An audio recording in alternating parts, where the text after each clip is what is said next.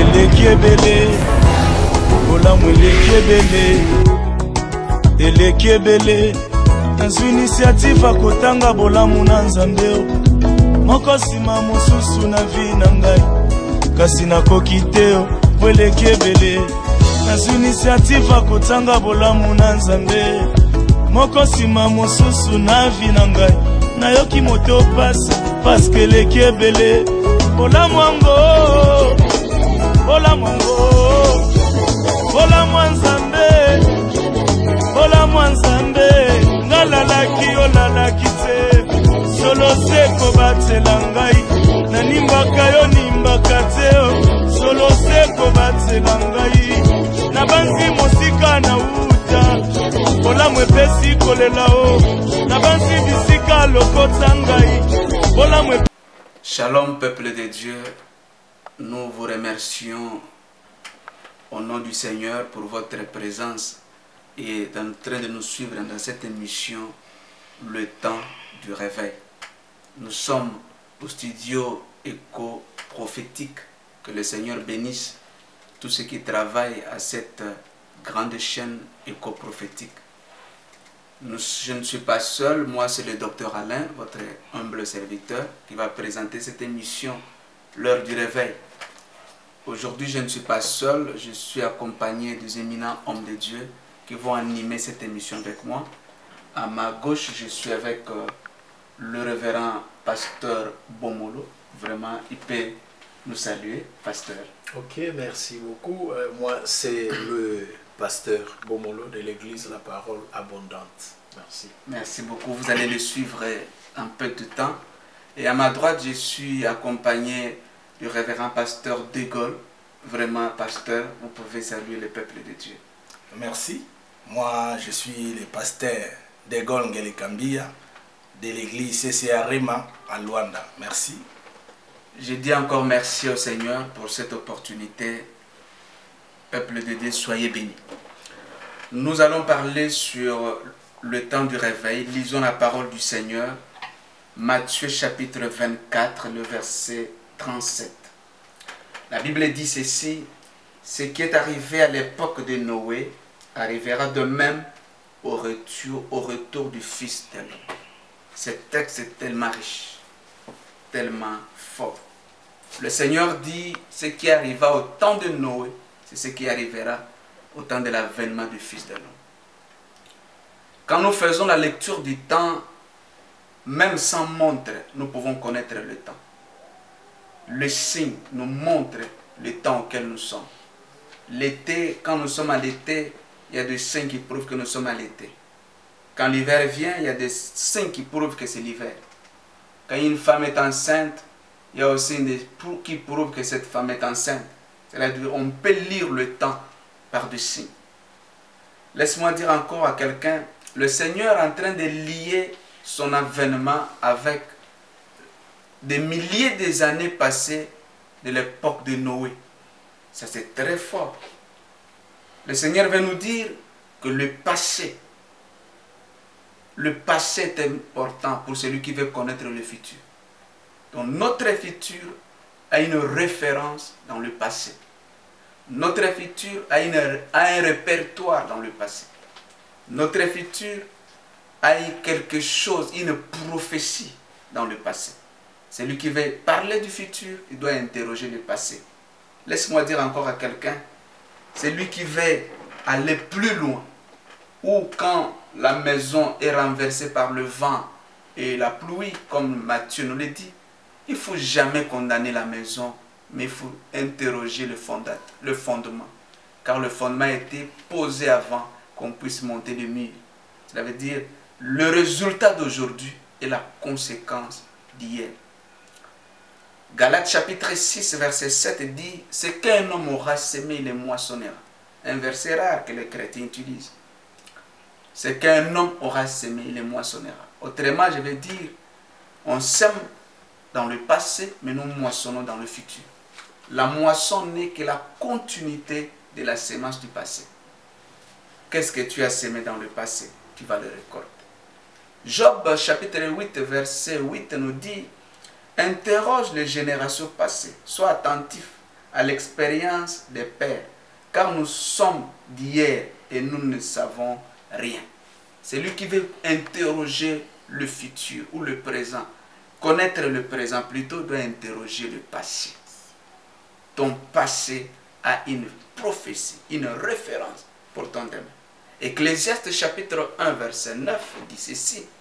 Ce qui a été, c'est ce qui sera. Et ce qui s'est fait, c'est ce qui s'est faire. Et il n'y a rien de nouveau sous le soleil. Voilà ce que le Seigneur veut nous dire. Ce qui a été à l'époque de Noé, c'est ce qui sera l'avènement du Fils de l'homme. Donc ce qui a été à l'époque de Noé, c'est ce qui sera l'avènement du Fils de l'homme. Il n'y a rien de nouveau sous le soleil. Pour parler encore du passé, le jour de la Pentecôte, lorsque le peuple voyait les disciples en train de parler en langue, les autres disaient, sont ivres. Mais Pierre a dit, ils ne sont pas ivres à la 9e heure. Consultons le prophète Joël, il va nous dire cet événement de l'heure. Cela veut dire, l'événement qui s'est passé ce jour-là avait une référence dans la prophétie de Joël. Donc, laisse-moi dire encore à quelqu'un, le présent, le futur a une référence dans le passé. Même le jour où le Seigneur Jésus était né, le bébé Jésus, l'Hérode a dit, il a consulté les sacrificateurs pour connaître la prophétie, où est né, où il est écrit pour que le Fils de l'homme va naître. On l'a dit, c'est à Bethléem. Laisse-moi dire encore à quelqu'un, n'oubliez pas, chaque présent, futur, événement que nous passons, nous vivons, a une référence dans le passé ou dans la prophétie de la parole de Dieu. Voilà pourquoi le peuple de Dieu doit lire la Bible avec l'œil de la Bible. Comprendre la lecture du temps aussi en rapport de la parole de Dieu. Mais qu'est-ce qui était au juste à l'époque de Noé que le Seigneur veut marteler ici? Lisons Genèse chapitre 6, le verset 11 et le verset 13. C'est là que nous allons comprendre ce qui a été à l'époque de Noé. Qu'est-ce que la Bible dit? La Bible dit ceci, Genèse chapitre 6, le verset 11. La terre était corrompue devant Dieu. Elle était pleine de violence. Dieu regarda la terre et constata qu'elle était corrompue, car tout le monde avait corrompu sa conduite sur la terre. Le verset 13. Alors Dieu dit à Noé, la fin de tous les hommes est décidée devant moi, car ils ont rempli la terre de violence. Je vais les détruire avec la terre. Merveille. Un élément important qui caractérise l'avènement du Seigneur et qui relie l'avènement du Seigneur et l'époque de Noé, c'est la violence. La violence. Si vous êtes avec moi, dis la violence. Dis encore la violence. La violence, c'est un grand signe qui relie l'époque de Noé et à l'avènement du Seigneur Jésus. La violence, c'est quoi? Je vais définir la violence comme le fait d'agir sur quelqu'un contre sa volonté. La violence, c'est par la force ou par l'intimidation qu'on agit contre la volonté de quelqu'un. Et c'est lui, par la violence, celui qui exerce la violence, il veut soumettre par force ou par brutalité une personne pour le faire dans le désir de le faire souffrir.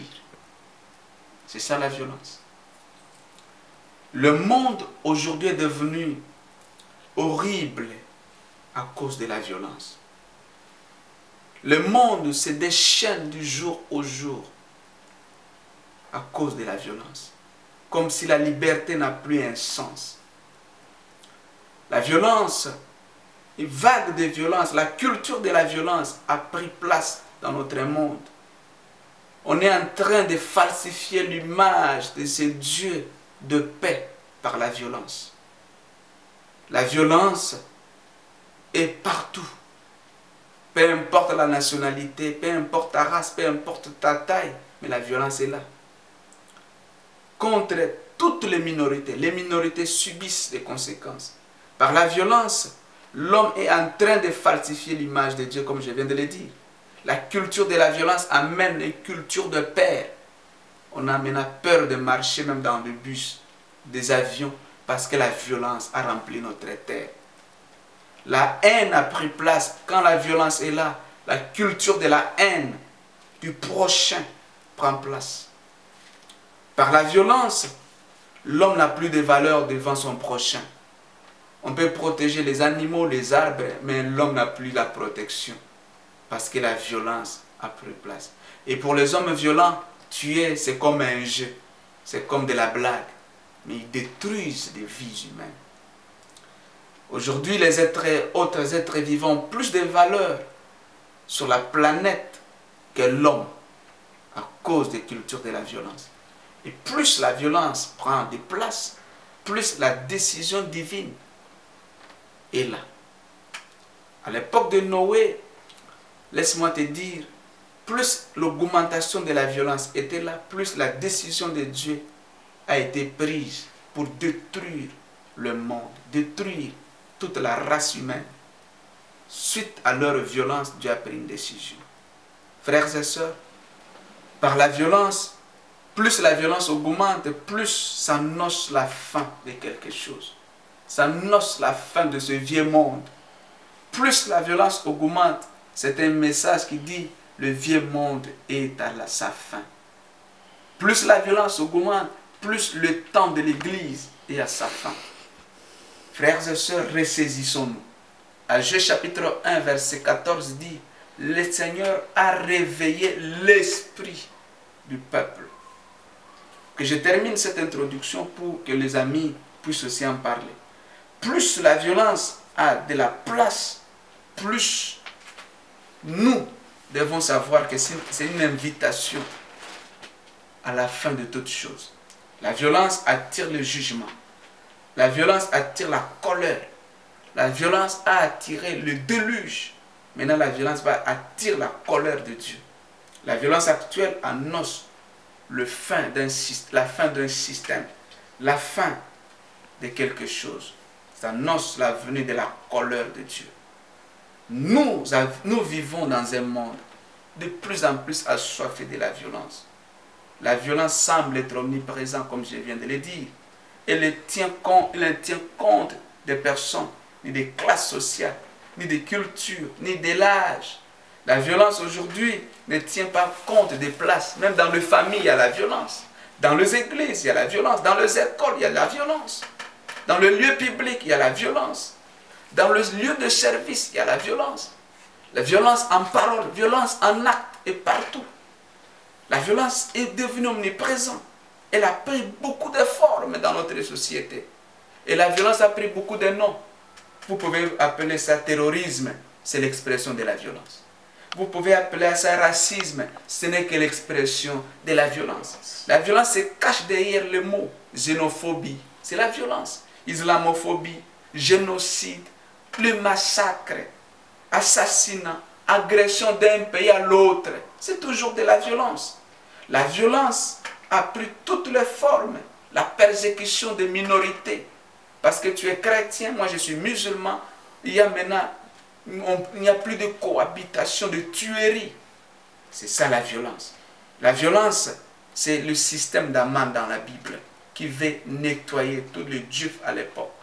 La violence, c'est le système d'Hérode qui veut détruire, tuer tous les jeunes, les petits enfants parce que le petit Jésus est né. La violence, c'est le système de Pharaon qui va tuer tous les jeunes garçons à l'époque de Moïse. La violence est là partout dans notre société et il y a plus d'ampleur.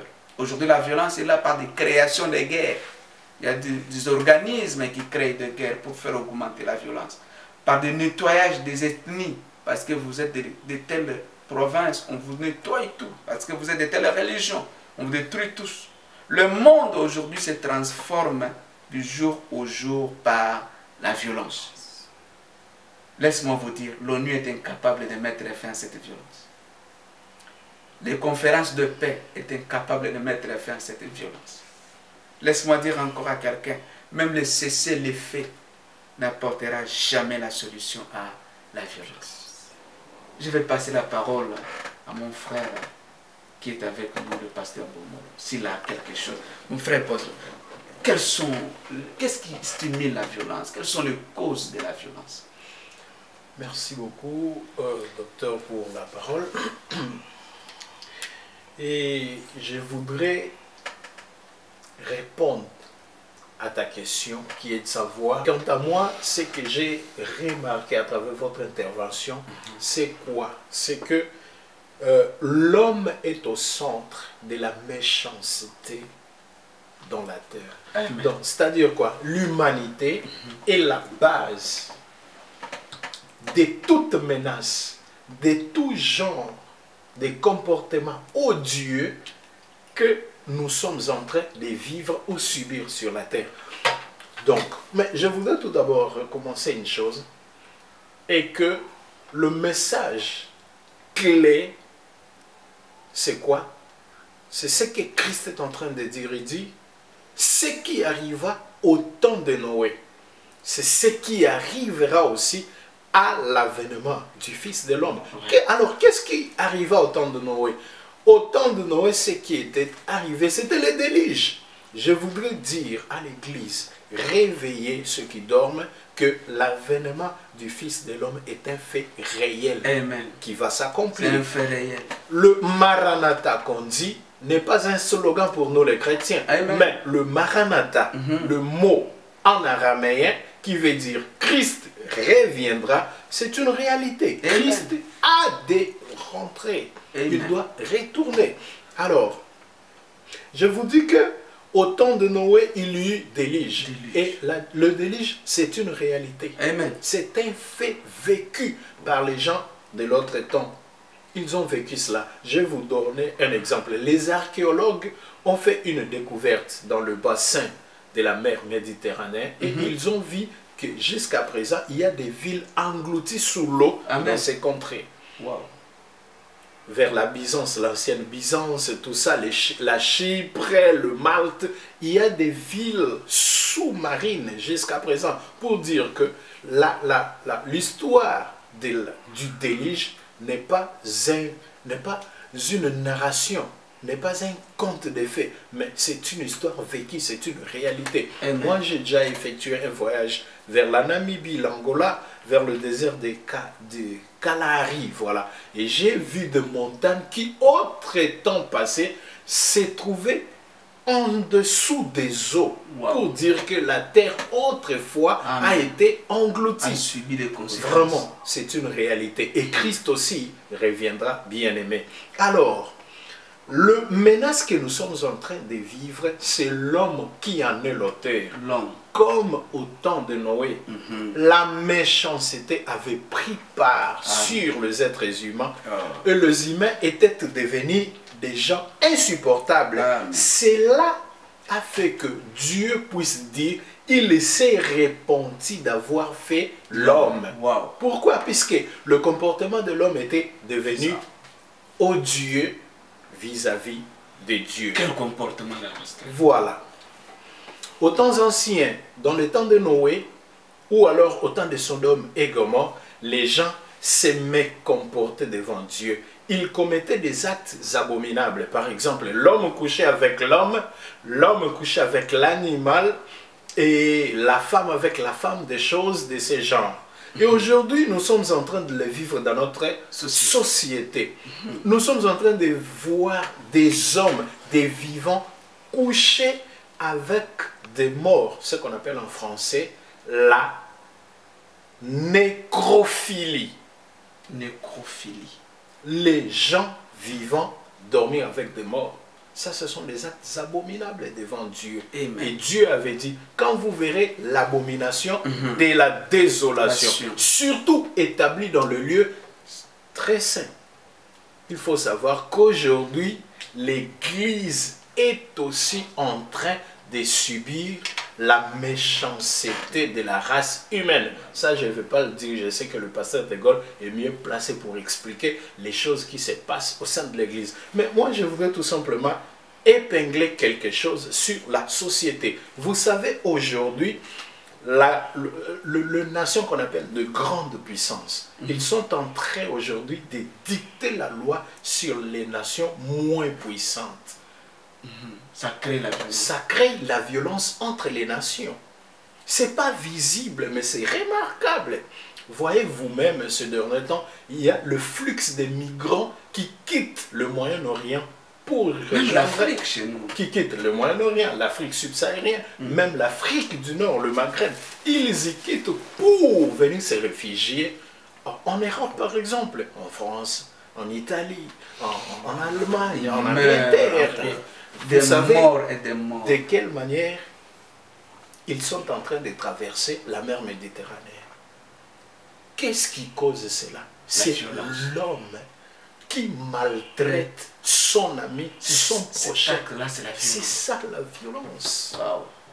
Et la violence, nous la vivons de plusieurs manières. Amen. Aujourd'hui, par exemple, dans notre communauté, nous, des émigrés qui vivons ici en Europe, vous voyez, il y a des gens qui sont en règle par rapport à l'État. Il a ses documents, ses papiers, etc. Et il y a des gens qui n'en ont pas. Et ceux qui ont des papiers, ils sont en train aussi de faire subir la loi sur ceux qui n'en ont pas. Cette violence. Nous allons remarquer une femme en règle avec l'État et un homme Qui n'est pas non en règle avec l'État.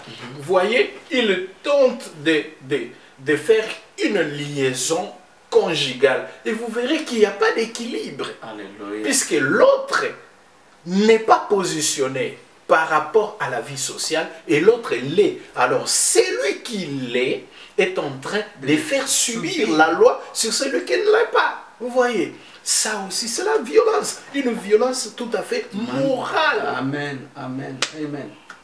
Si nous voyons par exemple la guerre froide, bien-aimés, aujourd'hui le pays le plus puissant du monde ont des armes à destruction massive. Wow. Ils en ont préparé pour des guerres que je ne sais si ça aura lieu après l'enlèvement de l'église, peut-être quand les chevaux vont ouvrir leurs seaux. Quelque chose de sans noce. Ouais.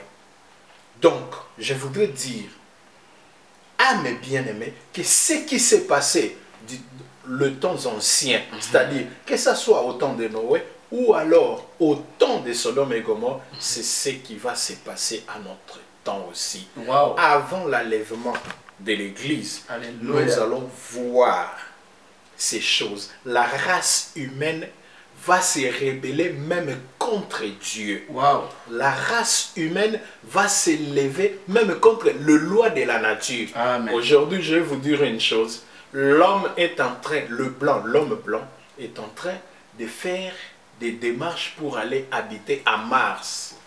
Est-ce que selon Dieu, c'est le plan divin? Point d'interrogation. Vraiment, je ne vais pas monopoliser la parole. Je voudrais tout simplement répondre à votre question que l'homme est à la base des menaces et des violences que nous sommes en train de vivre sur terre. Merci donc. Gloire au Seigneur, merci pasteur pour cette intervention. Laisse-moi vous dire, à chaque époque où il y a eu l'augmentation de la violence, Dieu a intervenu. Vous savez pourquoi le Seigneur a envoyé Jonas à Ninive? C'est parce que la ville de Ninive était pleine de violence. À chaque fois que la violence prend l'ampleur, Dieu ne laisse jamais passer ça comme ça. Il intervient. Gloire au Seigneur, le peuple de Ninive a été attentif à la parole du prophète. Ils se sont repentis contre cette voie de la violence. Je veux passer la parole au pasteur De Gaulle qui est avec nous. Pasteur, parle-nous de la violence dans l'église. Qu'est-ce qui se passe dans les églises aujourd'hui? Merci. La violence contre la parole de Dieu. Merci pour la parole. Comme tu viens de dire, que quand il y a la violence, Dieu chaque fois envoie quelqu'un pour sauver l'humanité contre la violence. Et je crois que le moment que nous passons, c'est le moment de la violence. Et Dieu a vu qu'il y a la violence dans l'église. Il a disposé ce temps qu'on puisse parler sur la violence, afin que le peuple de Dieu puisse savoir que les temps que nous sommes, la violence a pris la place.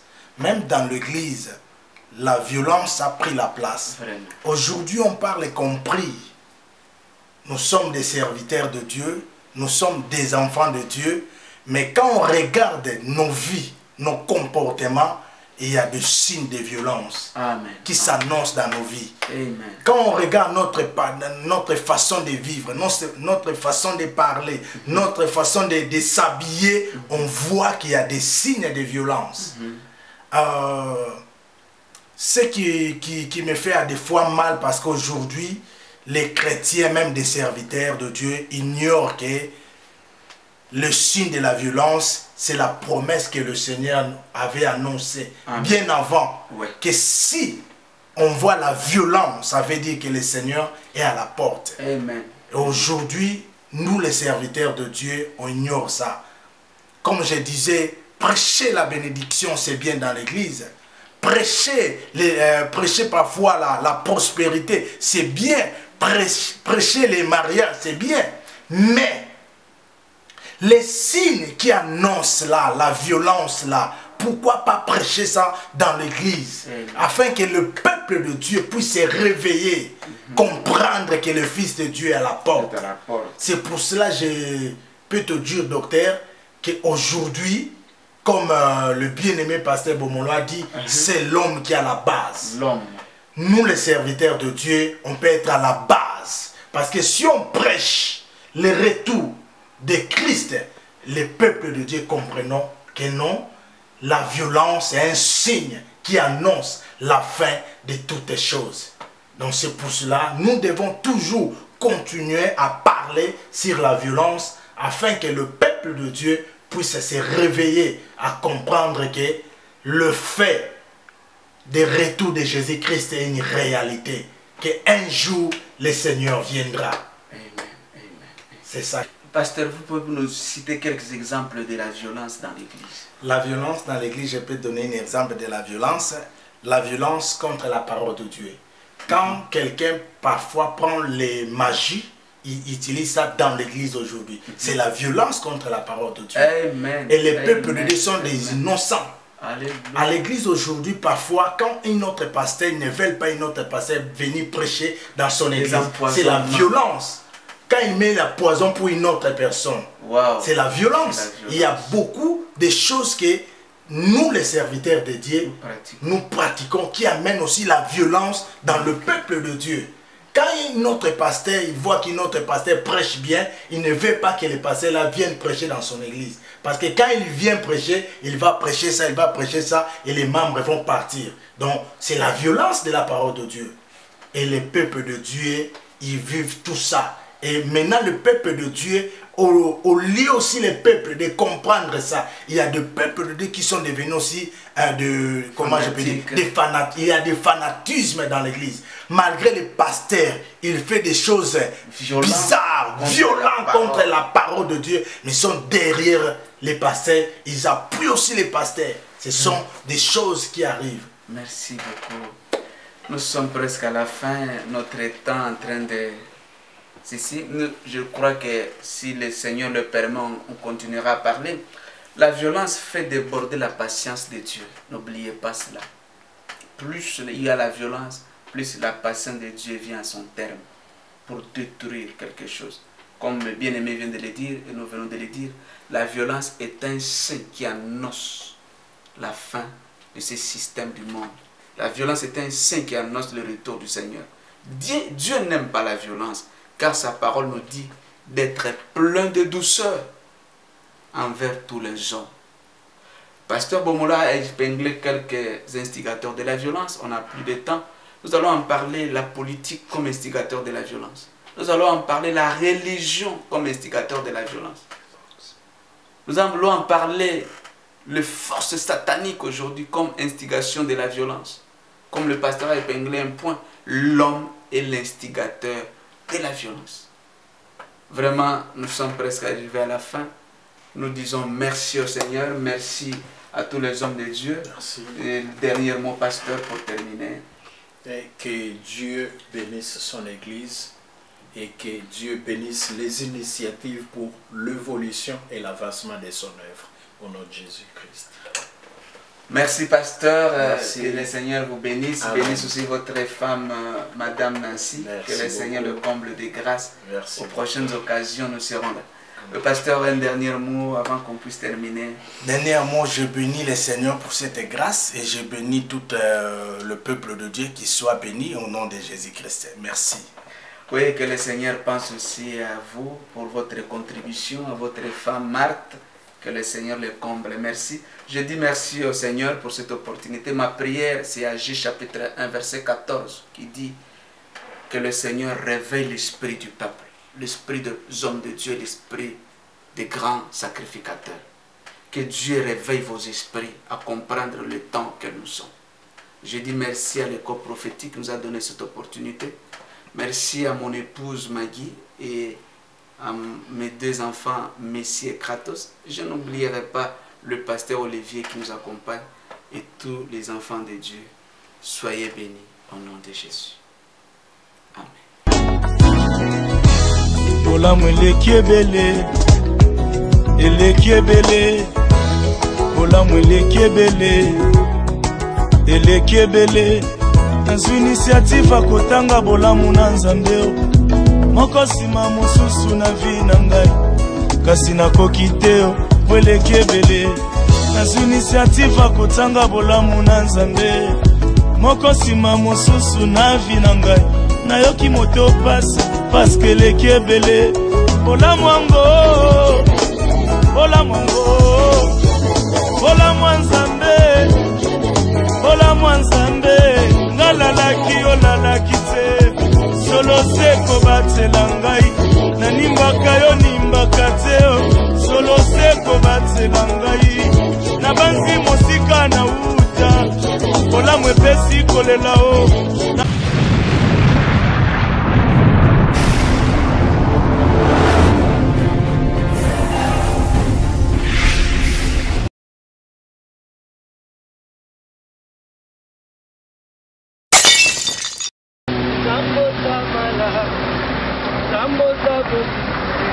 Zambo za monene esimbi na Yesu nde esimbi. Mpona kozwa banouvelle na biso, mpona kozwa bainformation, mpona koyoka banzembo ya balibongo na biso ya sika, eza facile. Beta kaka www.ecoprophétique.com www.ecoprophétique.com. Nzambe apambola bino esimbi.